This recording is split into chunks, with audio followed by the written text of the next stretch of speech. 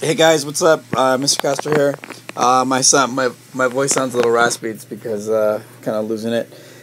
Taking a look at the period of Reconstruction. So Reconstruction is between 1865 and 1876. Realistically, it's 1877. So it's the period immediately following the Civil War that sets the country up for the next stage. So key questions with Reconstruction. Number one, how do we bring the South back into the Union? Right, like what is that going to look like? How do we build the South after destruction during the war? How do we integrate and protect newly emancipated black freedmen? And then what branch of government should control the process of Reconstruction? Right. So again, what does bringing the South look like? How do we rebuild the South? What do we do in terms of all these freed people? And then which branch of the United States government, right, the executive, the judicial, or legislative, should run Reconstruction? So wartime Reconstruction. So one of the things, okay, before Lincoln died, is he started out coming up with his own plan. It is called the 10% plan.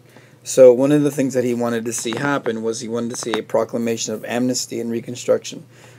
He wanted to replace the majority rule with loyal rule in the South. He didn't consult Congress regarding Reconstruction. He wanted to pardon to all but the highest-ranking military and civilian Confederate officers. He wanted essentially malice towards none. So when 10% of the voting population in the 1860 election had taken an oath of loyalty and established a government, it would be recognized. So he only wanted to see 10% of those who actually voted in the 1860 election claim to be loyal, and then they would be included back in. And they had to rewrite their constitutions, and rewriting the Constitution would also mean that it would be that these states would be accepting the 13th Amendment. So 1864. These Lincoln governments were formed in Louisiana, Tennessee, and Arkansas, and the reason why is because they were taken over. They were weak and dependent on the Northern Army for their survival, so it makes it sort of easier to be able to get these conquered states, right, if you may, to do that. And then something happened, right? So one of the things that was presented in 1864 was something called the Wade-Davis Bill. Senator Benjamin Wade, Republican from Ohio, and Congressman Henry W. Davis, Republican from Maryland, they came up with this plan, and they basically said that they should have 50% of the number of the 1860 voters take an oath of allegiance, and they said that they were going to require a state constitutional convention before the election of state officials, and then they enacted specific safeguards to protect the liberties of the freed black men after the war. So again, this ironclad oath. One of the things that Charles Sumner, who is now back in Congress at the time, is that he called it the state suicide theory. And so basically what he said was, look, every state that left the Union had committed suicide, like they chose to kill themselves. And so as a result of that, they should be seen as conquered provinces. And this is the guy, Pennsylvania Congressman Thaddeus Stevens, is going to make that claim. And so essentially the Republicans in Congress, even when Lincoln was in power under the Wade-Davis bill, they said that the South should have to pay deeply for what they did. And so one of the things that we'll see is that Lincoln he is going to veto the Wade-Davis bill. So as a result of, this is a picture of Jefferson Davis in jail, of the Wade-Davis bill not being passed at the end of the war, there was really no significant step forward in terms of who was going to run Reconstruction. Lincoln sort of just assumed that it would be him. One of the things that is passed, a consequence of the Civil War, of course, is the ratification of the 13th Amendment. Neither slavery nor involuntary servitude except as punishment for crime whereof the party shall have been duly convicted. So Congress shall have power to enforce this article by appropriate legislation. So not only does the 13th Amendment free the slaves, but it actually gives Congress the power to protect them. So one of the things Congress did is they created the Freedmen's Bureau. And essentially what it did was it created this organization to help the freedmen transition from being slaves to freedmen. Many former Northerners, abolitionists, risked their lives to help Southern freedmen. And so many of the ones that went into the South, especially the white ones, right, they were called carpetbaggers by white Southern Democrats because they said that they were basically coming into the South to take advantage of the situation. And the reason they're called carpetbaggers is because when they came in with their luggage had sort of the pattern of a carpet. The Freedmen's Bureau, seen through the eyes, Southern eyes, plenty to eat, nothing to do. And so according to many Southerners, what the Freedmen's Bureau did was it basically provided a bunch of lazy people, according to them, with a bunch of stuff, a bunch of free stuff, but it didn't necessarily give them anything to do. So one of the things that you can make the argument that the Freedmen's Bureau was very much responsible for is it was responsible for education. This is probably the one significant achievement of the Freedmen's Bureau, was helping many of the freedmen and their children become more literate. So one of the things that we'll see is after Lincoln's assassination, Andrew Johnson of Texas, a northern Democrat, well, I mean, northern from the standpoint of he stayed loyal to the North, but he is from Texas. He is a Jacksonian Democrat. He's very much a states' rights advocate. He's anti-aristocrat, but he is a white supremacist. He agreed with Lincoln that states had never really legally left the Union, and that they should not be treated like conquered territory. Famous quote from him, he says, "Damn the Negroes, I'm fighting these treacherous aristocrats and their masters also." So President Johnson's plan, 10% plus plan, offered amnesty upon simple oath to all except Confederate civil and military officers and those with property over $20,000. They could apply directly to Johnson. And this is pretty funny. So Johnson did not like the aristocrats in the South. And many people sort of looked at this and said, oh, well, this is just Johnson trying to get like these aristocrats who have money, who Johnson hated because they were always very snobby. Now he's got a way to get these aristocrats with lots of money to kiss his ass. And since he can pardon them, that's one of the things that he offered. In the new constitutions, they must accept minimum conditions that repudiate slavery, secession, and state debts. So again, accepting the 13th Amendment. They needed to name provisional governors in Confederate states and called them to oversee elections for constitutional conventions. What would be the effect? This would disenfranchise certain leading Confederates.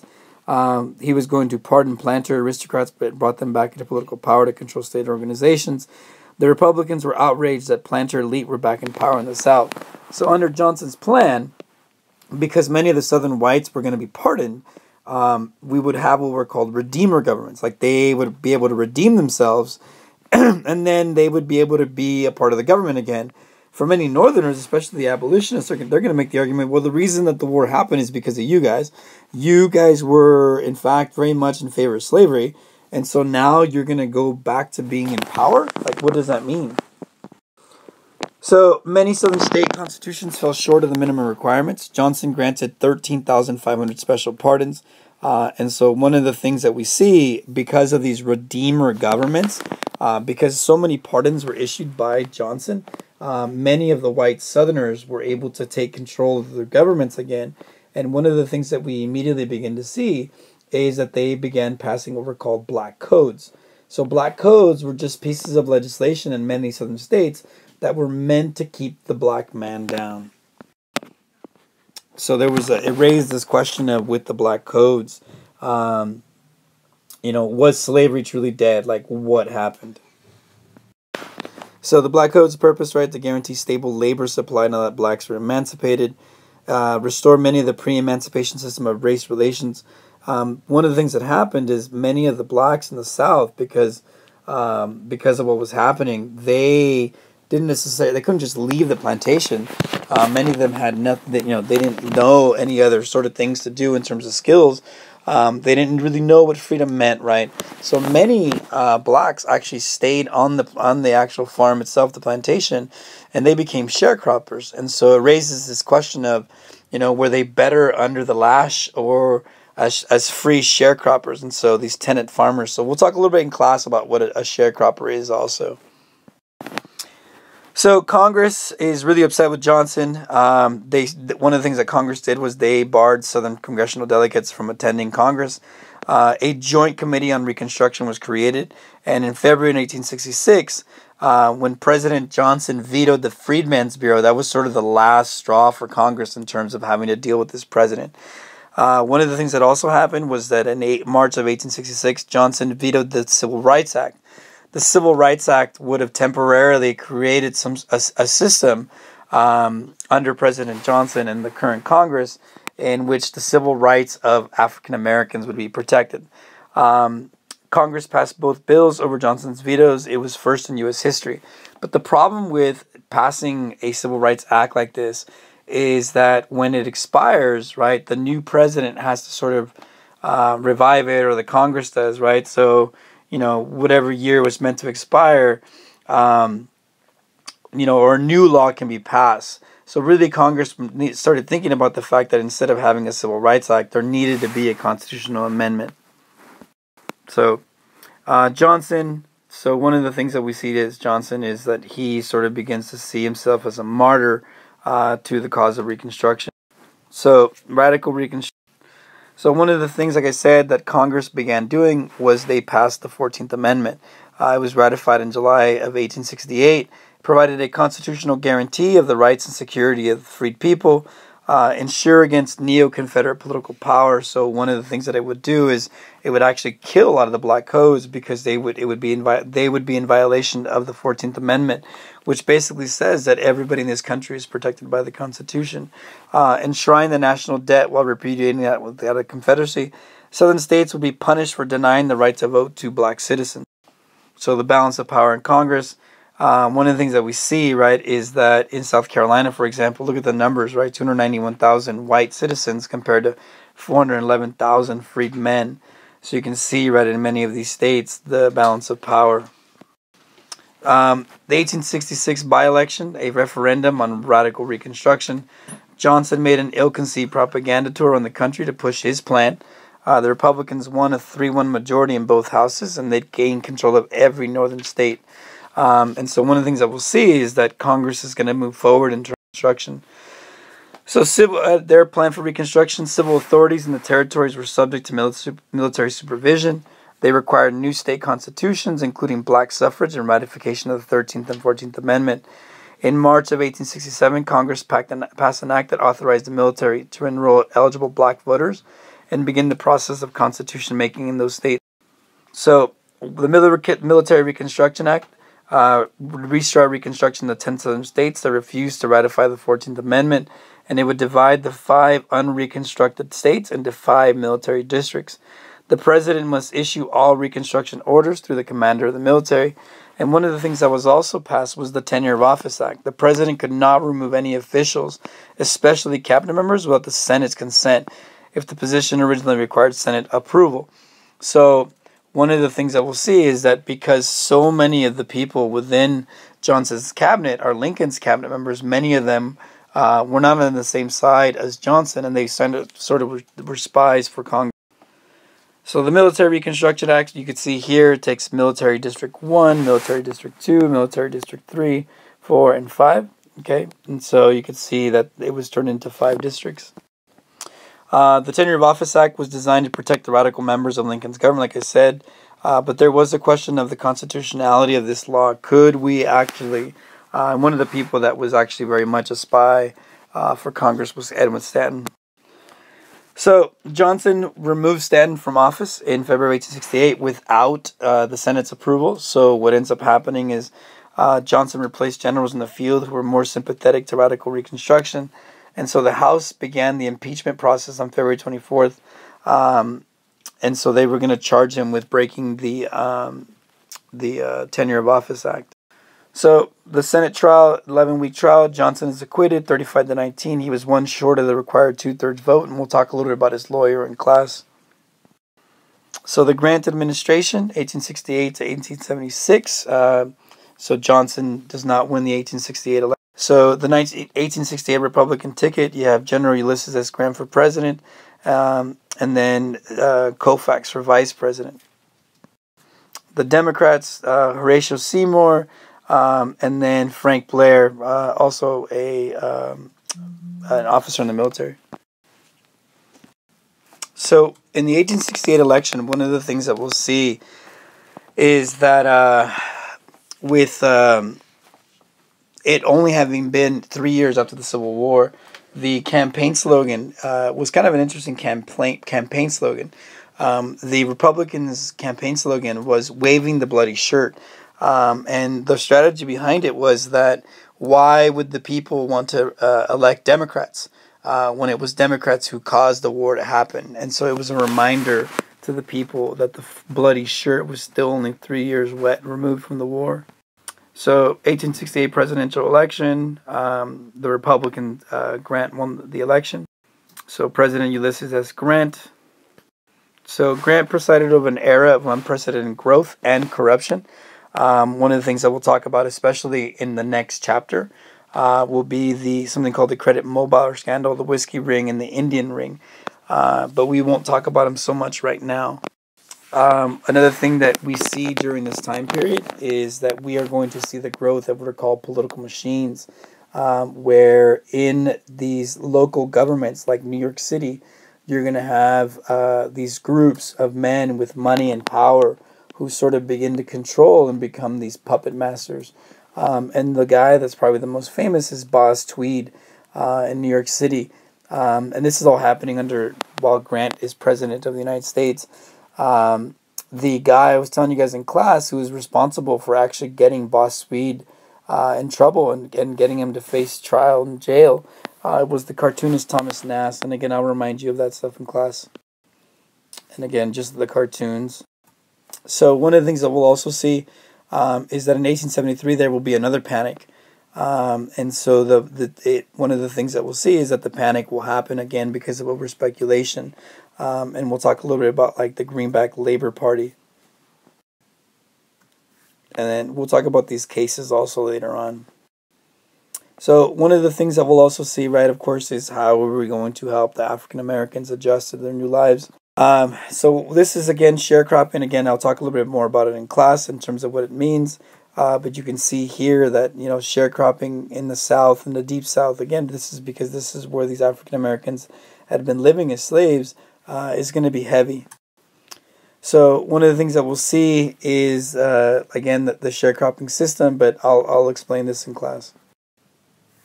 And then in terms of political participation, you can also see in this map, even though the numbers aren't like massive, the fact that some of the numbers were really big, like you get South Carolina, right, in terms of voting. So one of the important things that does happen after, right, is that African Americans will begin to vote. One of the things that we'll also see is the establishment of historically black colleges across the South because of education, because of the Freedmen's Bureau. We'll also begin to see members of the Senate and the House for the first time, African Americans. And then there is, of course, this question of, because they had numbers, could there realistically be colored rule? So care voters were black veterans. Blacks were politically unprepared, were the arguments. Blacks could register and vote in states since 1867. And then one of the things that Congress began doing was drawing up the proceedings for a possible 15th Amendment, which would actually give legally, federally, black men the right to vote. Again, the 15th Amendment was ratified in 1870. And again, it's the right to vote for African Americans, men. One of the things that we will see in the South is that not all whites obviously were happy with the situation, and so one of the things that we'll see is the rise of the KKK. It begins in Tennessee.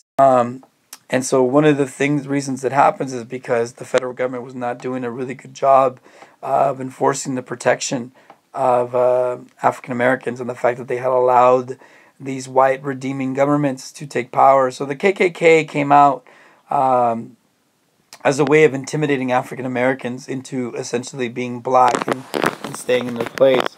So finally in 1871, Congress passed what was nicknamed the KKK Act, or the Enforcement Acts of 1871, which would actually give the government the power militarily to put down the KKK. Then in 1875, Civil Rights Act of 1875, crime for any individual to deny full and equal use of public conveyances in public places, prohibited discrimination in jury selection. The shortcoming was that it lacked a strong enforcement and mechanism. No new Civil Rights Act was attempted for 90 years. And then, of course, the abandonment of So Northern support wanes. So one of the things that we see is that the Panic of 1873 created sort of a 6-year depression, concern over westward expansion and Indian wars, again over speculation, some monetary issues.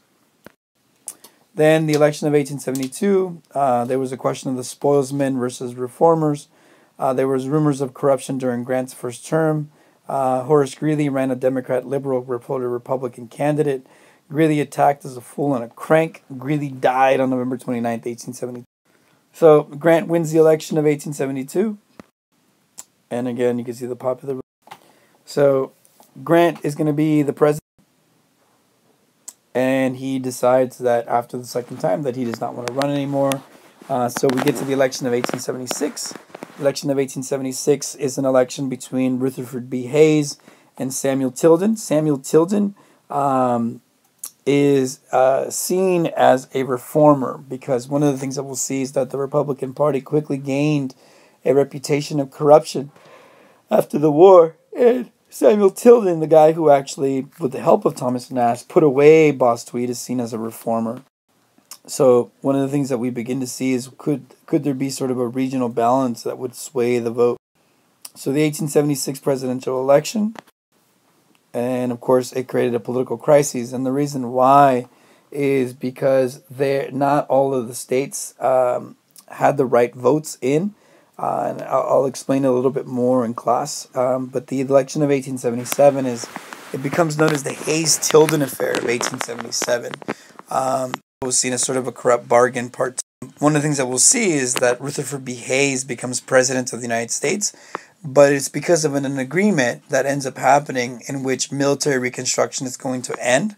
And so Reconstruction is seen as 1877, as the Compromise of 1877, or the Hayes-Tilden affair of 1877 happens.